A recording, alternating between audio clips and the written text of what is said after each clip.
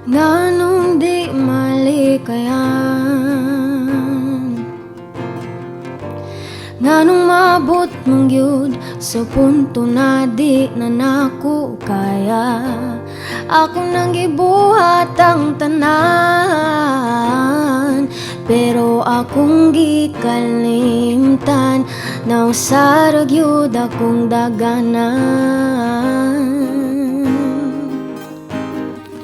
O Ginoo, paminawan niyang akong ampo.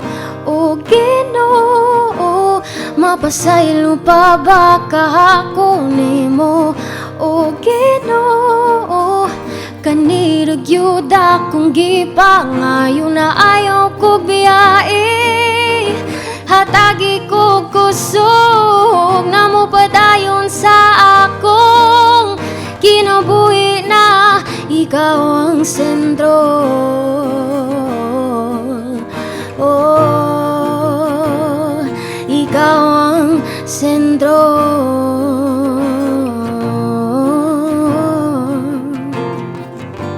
Sa pagpili ko kanimo, dira ko nakita ng kalipayon na walay kahumanan. Bisan pag na'y mga pagsulay, kung ari ka na ako, wala na ko'y problemahon. O Ginoo, wala na'y nakalabaw pa nimo. O Ginoo, walay sayop sa pagpili nimo. O Ginoo, sukad-sukad na ko at ragyod ka na ko na mo balik ko nimo. O garihan ako na mo padayon sa akong kinabuhi na ikaw ang sentro. Oh, ikaw ang sentro.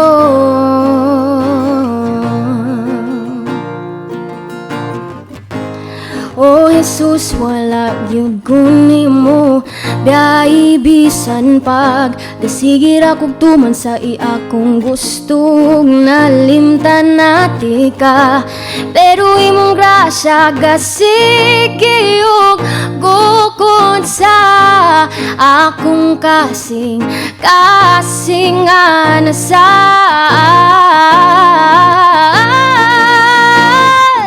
O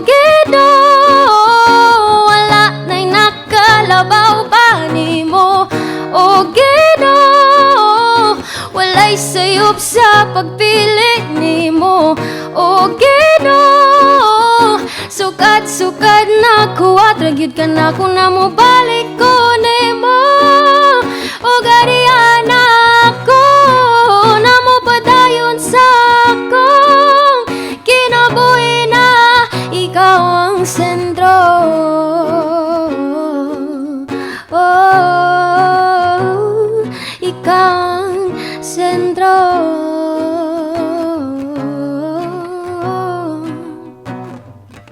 O Ginoo, ikaw ragyod ang akong daygon.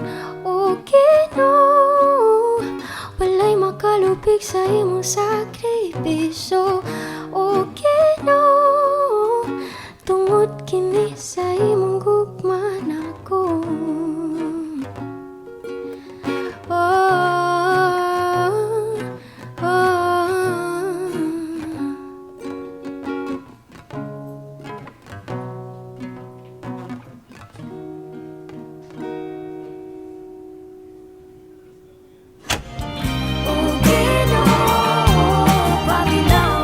Hello po sa lahat. My name is Andrea Badinas and ang ako jud gusto buhaton kay to sing and write songs for the Lord.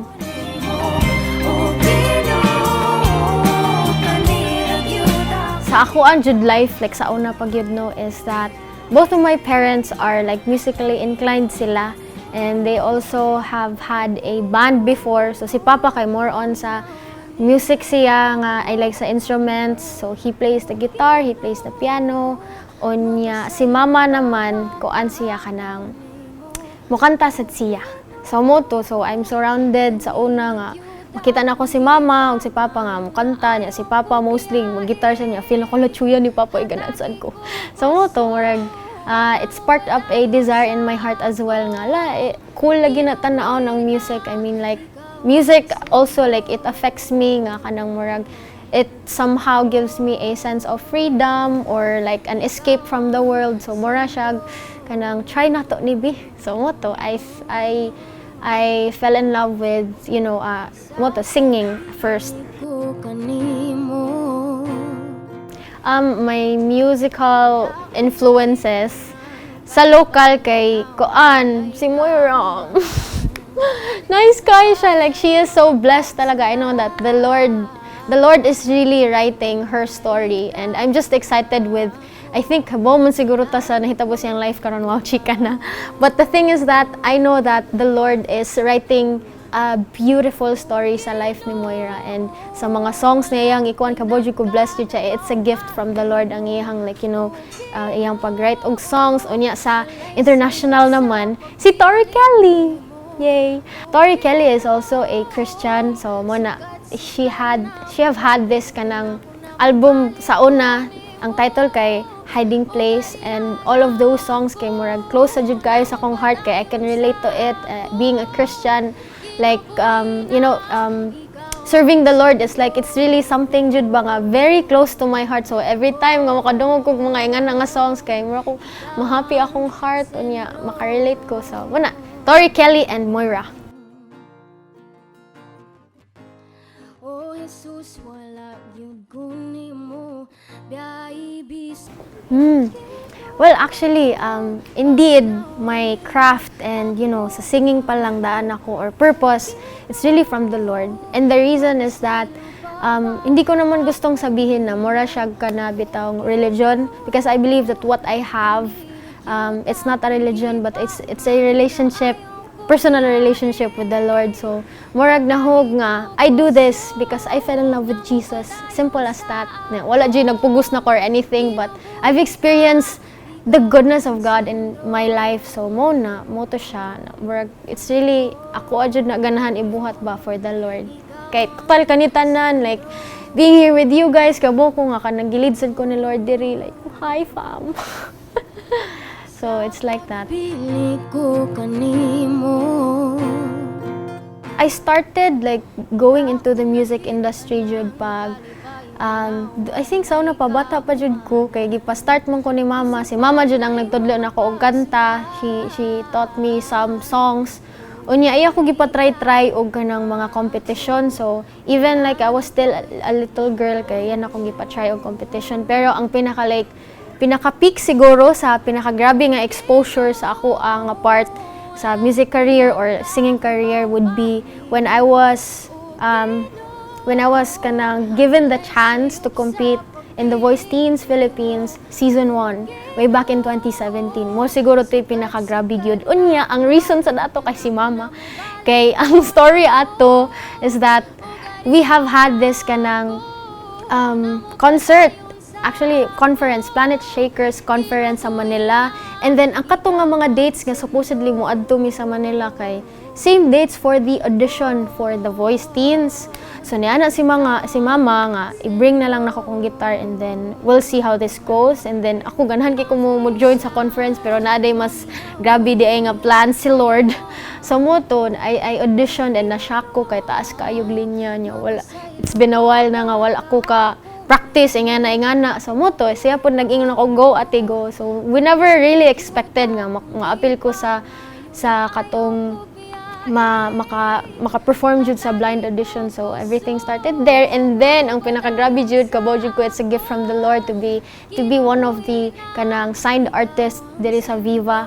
And kabaw jud ko nga sa tanan pa lang sa pag-audition ako sa Viva, murag the Lord really orchestrated it ba na kanang this time I'm coming back sa music ministry, I mean sa music industry ministry.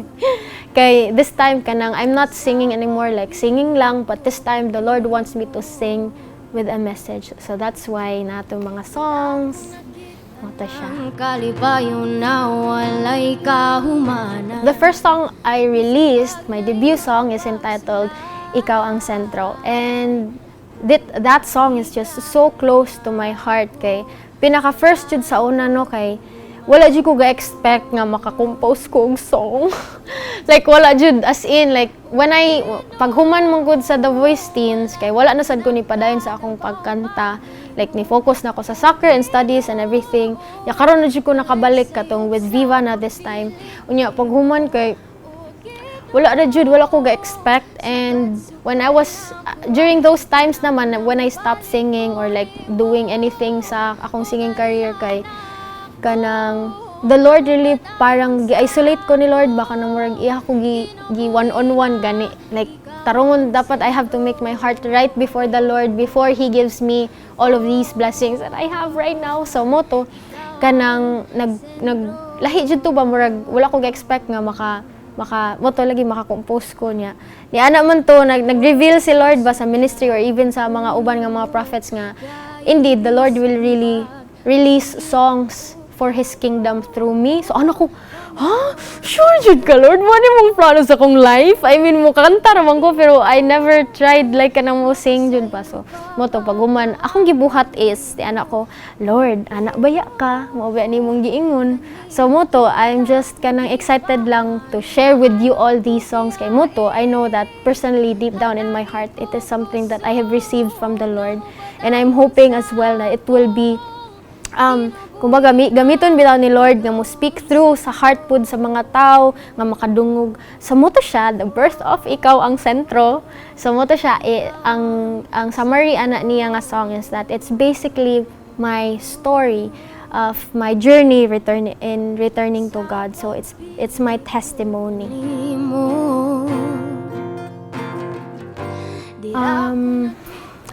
Plans? I think ang pinakakuan lang jud nako karon no is ganahan ako nga matuman ang will ni Lord unya kanang I know na ang pinakagrabe jud nga crucial part dira dapita is that I have to obey. So nanawagan ako na you guys have to pray for me. Of course mag-pray jud ta for each other na kanang wala sa actually if sa plan lang no kay all I know that all I have to do is to obey the Lord ba.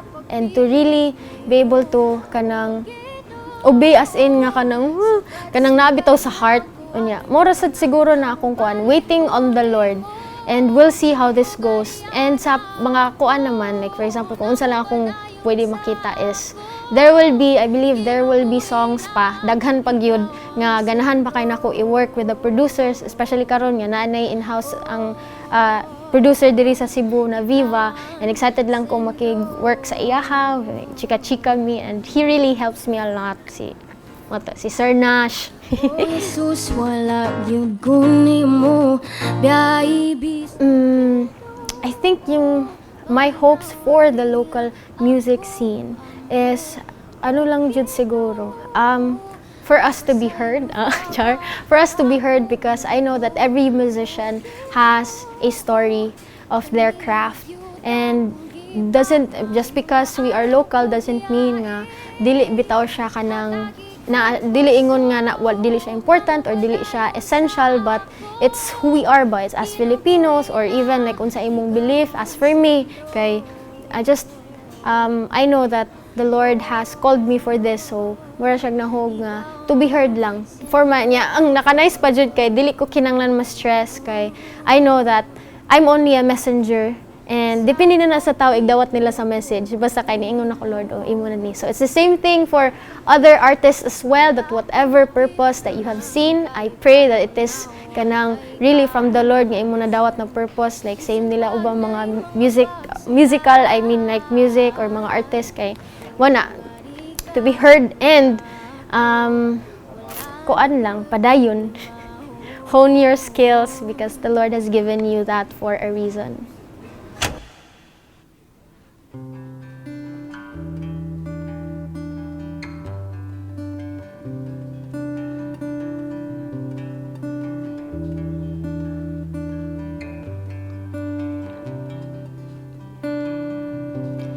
May mga bagay na hindi ko hawak. Ang oras at aking buhay, ngunit itataas ko ang aking kamay, maghihintay sa tanging gabay. Hahawakan ko ang sabi mo na ikaw ang daan at katotohanan. Aawitin ko ang kabutihan mo na walang hanggang. Sinusundan ako, sasambitin ko ang pangalan mo sa lahat ng mga panahon.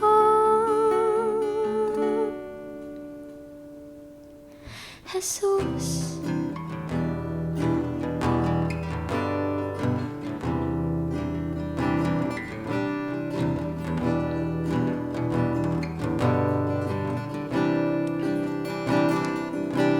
sa paglalakbay na ika'y kasama, di maiwasang ako'y madapa. Ngunit walang pipigil sa iyong pagmamahal, patuloy kang nagbibigay lakas.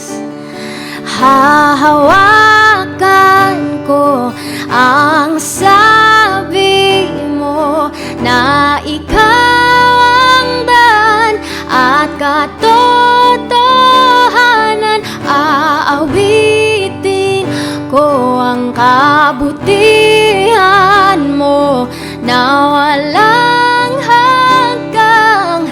Sinusundan ako, sasambitin ko ang pangalan mo sa lahat ng mga panahon.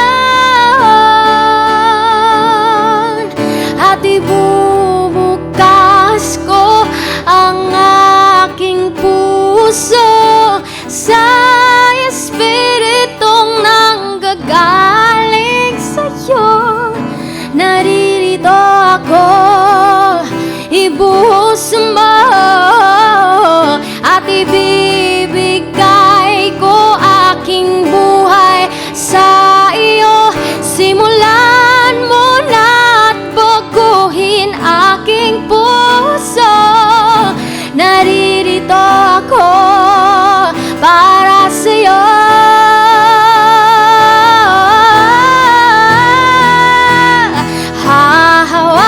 Hahawakan ko ang sabi mo na ikaw ang daan at katotohanan.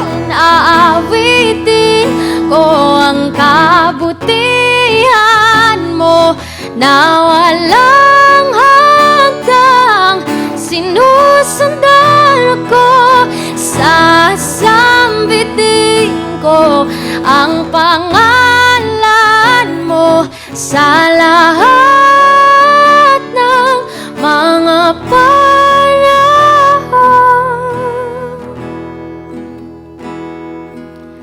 Jesus,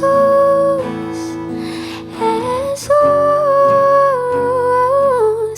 Jesus, Jesus,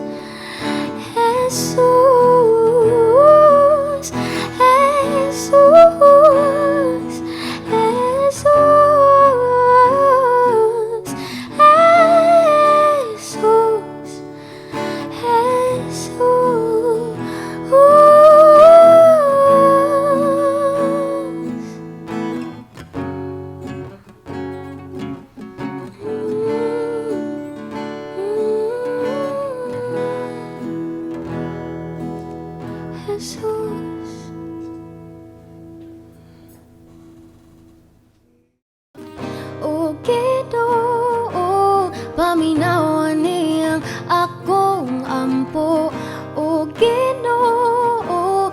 mapasaylo pa ba kahako nimo?